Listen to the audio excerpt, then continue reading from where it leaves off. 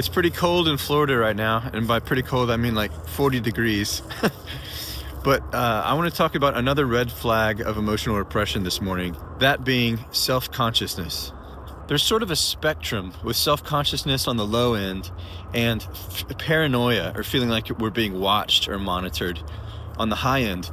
But everything along the spectrum is a function of our emotional repression mechanism. The internal mechanics of it are this: if you were conditioned to repress emotions in childhood, you did it, one, because of your caregivers, and two, in order to get their love and protection.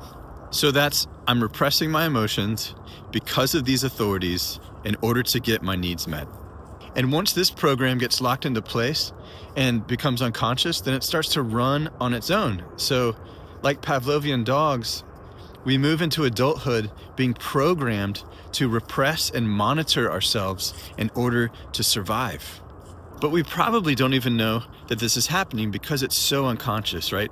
The only way we do is that it shows up on the surface of our lives sometimes as depression, anxiety, self-hatred, suicidal thinking, and or self-consciousness or paranoia. This is what I say to the people that I do emotional repression work with. Are you self-conscious or paranoid? Yeah, you should be, because being in emotional repression is like having mom and dad in your body monitoring you.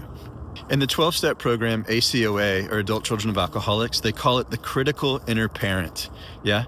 But it's basically just a survival program left over from childhood that says, I have to watch myself, monitor myself, be good, be a certain way, all of this in order to stay safe and get love.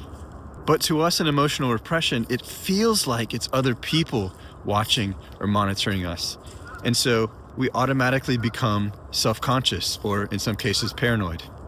And to make matters worse, when we get around people that we perceive as an authority, that emotional repression mechanism kicks in and we compulsively start repressing ourselves, suffering, and subverting our own authority.